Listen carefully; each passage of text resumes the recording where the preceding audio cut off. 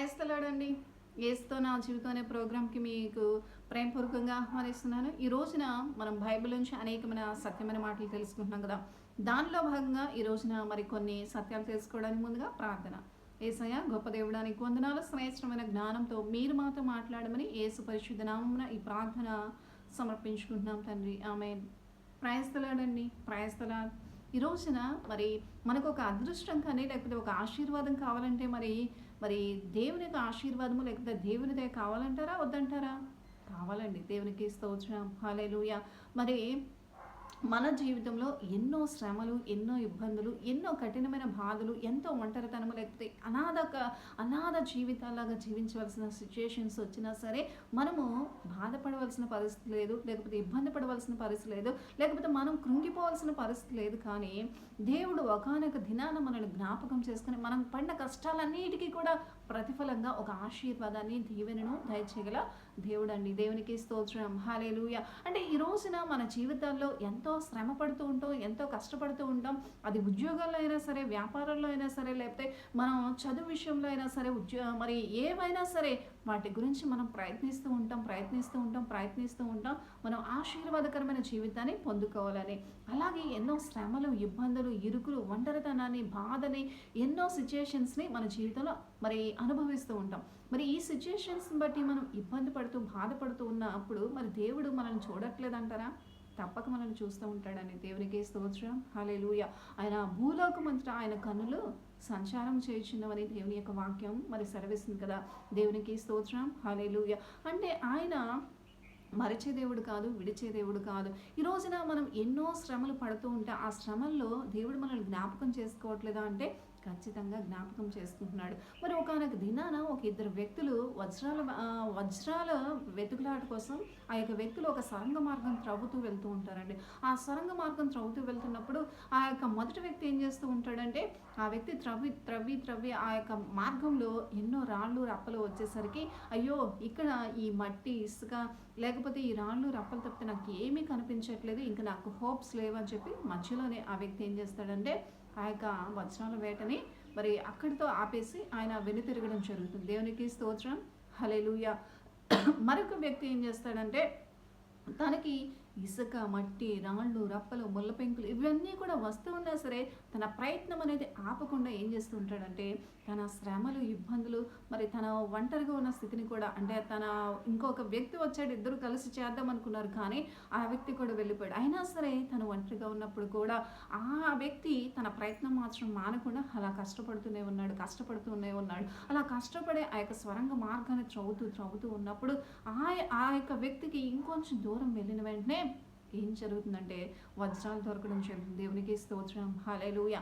ఈ మొదటి వ్యక్తి మరి కొంచెం దూరం వెళ్ళి మరి అక్కడి వరకు వెళ్ళి ప్రయత్నించి వెనుతిరుగుతాడు, సంతోషం, ఆనందం లేదు. కానీ ఈ వ్యక్తి అయితే పూర్తిగా ప్రయత్నించి మరి చక్కగా శ్రేష్టమైన వజ్రాలను సంపాదించుకొని ఆనందంతో మరి ఇంటికి వెళ్తాడు. దేవునికి స్తోత్రం, హల్లెలూయా.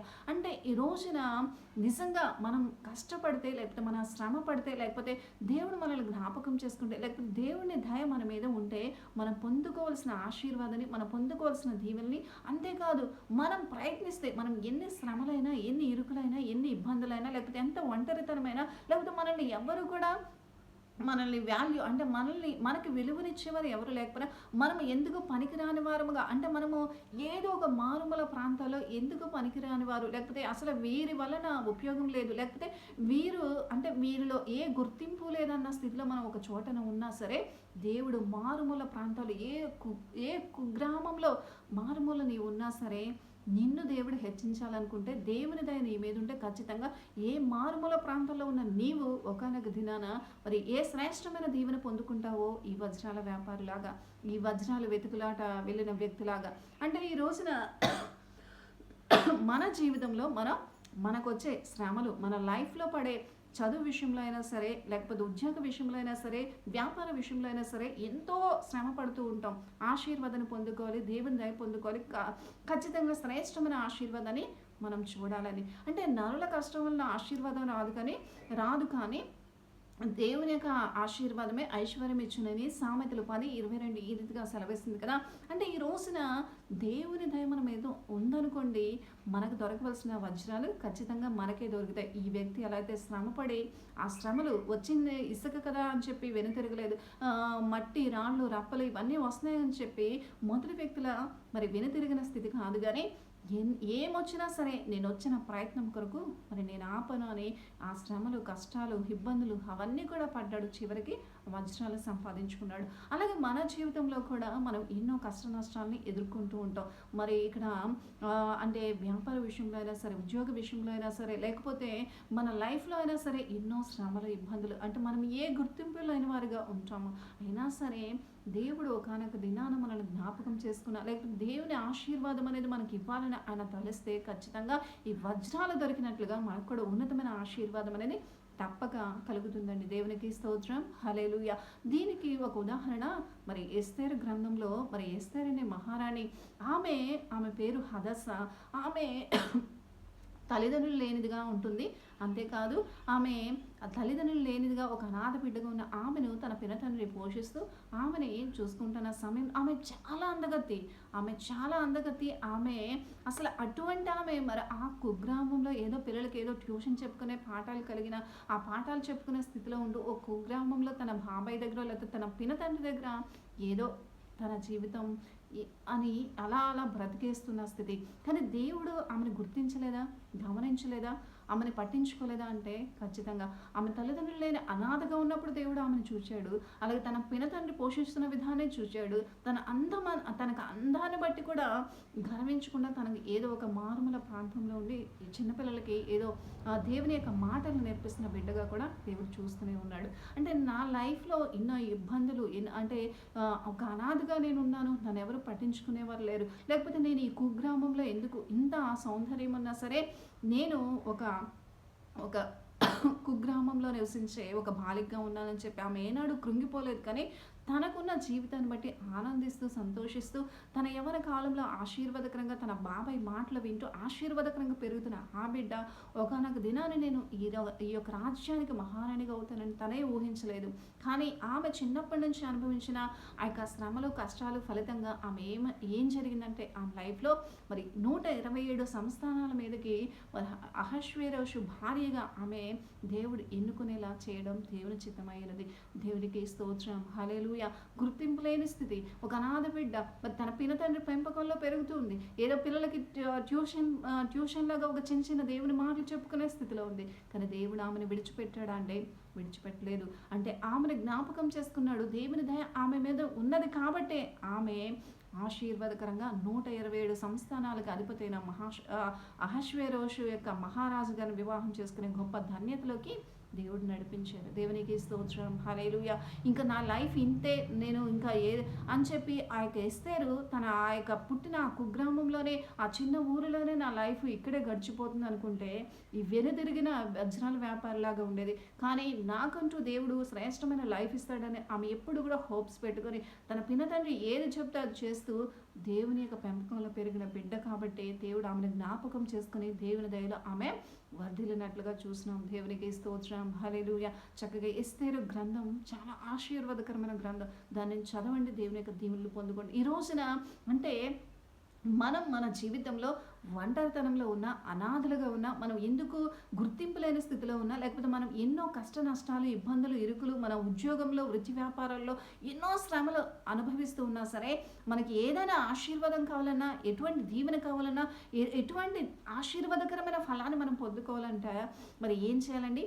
దేవుని దయ కావాలి. దేవుడు జ్ఞాపకం చేసుకుంటే ఎక్కడో మారుమూల ప్రాంతంలో ఉన్న నిన్ను కూడా దేవుడు ఆశీర్వాదకరంగా ఒక ఉన్నతమైన స్థితికి తీసుకురాగలడు. అలాగే నువ్వేం చేయాలంటే నీ ప్రయత్నాన్ని మాత్రం నువ్వు నడిచే విధానం, నువ్వు దేవునితో ఆశీర్వాదకరంగా జీవించే విధానాన్ని నీవెప్పుడు కూడా విడిచిపెట్టకూడదు. పెద్దవాళ్ళకి లోబడే మనస్తత్వాన్ని కానీ, దేవుని గౌరవించే స్థితి కానీ, నీకు ఉన్న స్థితిని బట్టి నువ్వు కృంగిపోయే స్థితి కానీ లేకుండా నీవు నీ జీవితాన్ని ఆశీర్వాదకరంగా దేవుని వైపు సాగితే, అంటే మనం ఏదైతే ప్రయత్నం చేస్తూ ఉన్నామో, ఈ యొక్క వ్యక్తి వజ్రాల కోసం వెళ్ళి ఎంతో కష్టపడుతూ ఉన్నాడు, శ్రమ పడుతున్నాడు. మన జీవితంలో కూడా మనం ఏం చేయాలంటే మరి ఉద్యోగంలో అయినా వ్యాపారంలో మనం కష్టపడుతున్నప్పుడు ఖచ్చితంగా దేవుడు ఫలితం అనేది ఇస్తాడు. ఇది చదువు విషయంలో కూడా అండి. ఈ రోజున అనేక మంది ప్రజలు, అనేక మంది బిడ్డలు ఎలా ఎలా ఉంటారంటే ఎన్నో సంవత్సరాలు చదువుతూ ఉంటారు. ర్యాంక్స్ రావు, లేకపోతే సీట్ రావు, ఎంసెట్లో కానీ నీట్లో కానీ సీట్ రావు, లేకపోతే క్వాలిఫై అవ్వడం అనే స్థితి ఉండదు.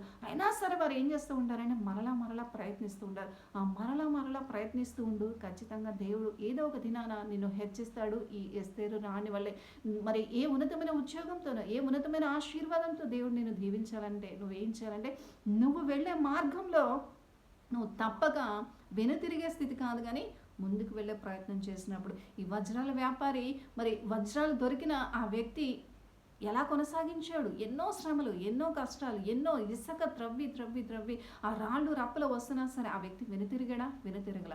ఆ వజ్రాలు దొరికే వరకు కూడా ప్రయత్నిస్తూ ఉన్నాడు. అంటే మన ప్రయత్నం ఏంటంటే ఏదో ఒకటి సాధించే వరకు కూడా మన ప్రయత్నం అనేది ఆగిపోకూడదు.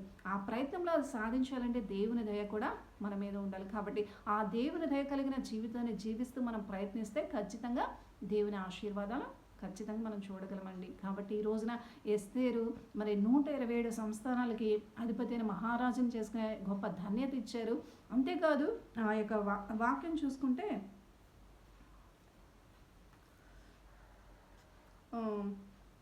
ఎస్తేరు గ్రంథం 2వ అధ్యాయం 17. స్త్రీలందరికంటే రాజు ఎస్తేరుని ప్రేమించెను. దేవునికి స్తోత్రం. 15వ వచనం. స్త్రీలను కాయు రాజు యొక్క షండుడైన హేగే నిర్ణయించిన అలంకారము గాక ఆమె మరి ఏమీ కోరలేదు. ఎస్తేరును చూచిన వారందరికీ ఆమె యందు దయ పుట్టెను. దేవునికి స్తోత్రం. హల్లెలూయా. చూసారా ఇక్కడ రాజు యొక్క షండుడైన హేగే నిర్ణయించిన అలంకారం గాక, ఆమె చాలా అందగత్త అయినా సరే రాజు యొద్దకు వెళ్ళడానికి అవకాశం వచ్చినప్పుడు హేగే నిర్ణయించిన తను ఎవరి ఆధీనంలో ఉందో ఆ ఆధీనంలో ఉండి తన అలంకరణ అనేది వారికి నచ్చినట్లుగా వేసుకొని మరి తనను తాను తగ్గించుకుని, ఇక్కడ తగ్గింపు మనస్తత్వం కూడా ఉండడం అనేది గొప్ప ధన్యత. అంటే మన ప్రయత్నాల్లో మనం ఏం చేయాలంటే తగ్గింపు, అంటే అరే నేను ఎందుకు ఇక్కడ ఉండాలి, లేకపోతే నేను ఎందుకు పని చేయాలి అని వెనుతిరిగే స్థితిలో ఉండడం దేవుని చిత్తం కాదు. అలాగే మనం జీవిస్తున్న ఈ లైఫ్ అనేది ఖచ్చితంగా దేవుని యొక్క చిత్తంలో ఏదో ఒక ఉన్నతమైన ఉద్దేశాన్ని సాధించడానికి అని చెప్పి దేవుడు మన భవిష్యత్తు పట్ల ఆయన ప్రణాళికలు ఉన్నతంగా ఉంటాయనే ఆలోచన కలిగి మనం మన జీవితాన్ని జీవించాలన్న సంకల్పము మన పట్ల దేవుడు ఎంతగా నిర్ణయించుంటాడని. కాబట్టి ఈ రోజున నీవు నేను మనమందరము కూడా మనం ఏదైతే ప్రయత్నం చేస్తాం, చదువు విషయంలో అయినా సరే, ఉద్యోగ విషయంలో అయినా సరే, వ్యాపార విషయంలో అయినా సరే, మన జీవితంలో అనాథలుగా మిగిలిపోయి ఎవరూ లేరన్న స్థితిలో మరి ఎవరి కిందో ఒక బ్రతుకుతున్నామన్నా సరే, మనం ఒక గుర్తింపు లేని స్థితిలో ఉన్నామన్నా సరే, ఖచ్చితంగా మనం ప్రయత్నించే మార్గంలో, మనం దేవుడు చూపించే మార్గంలో వెళ్తూ ఉన్నప్పుడు ఖచ్చితంగా ఆశీర్వాదాన్ని, ఉన్నతమైన స్థితిని పొందుకోగలం. మన ప్రయత్నాన్ని మాత్రం మనం ఎప్పుడూ కూడా ఆపకూడదు. ఆపేమా మన ఆశీర్వాదాన్ని కోల్పోతాం. మనం జీవిస్తున్న విధానం దేవునితో కలిసి జీవించే స్థితిలో మనం కలిగి ఉంటే ఈ ఎస్తేరు వలె దీవెన, ఆశీర్వాదం నీకు నాకు ప్రతి ఒక్కరికి కూడా అందుతుందనే సత్యాన్ని ఈ రోజున మీకు తెలియజేయడం జరిగింది. ప్రార్థన. యేసయ్య గొప్ప దేవుడా నీకు వందనాలు. శ్రేష్టమైన జ్ఞానంతో మీరు మాతో మాట్లాడేందుకు వందనాలు చెల్లించుకుంటూ యేసు పరిశుద్ధ నామమున ప్రార్థన సమర్పించుకుంటున్నాం తండ్రి. ఆమేన్. Praise the lord.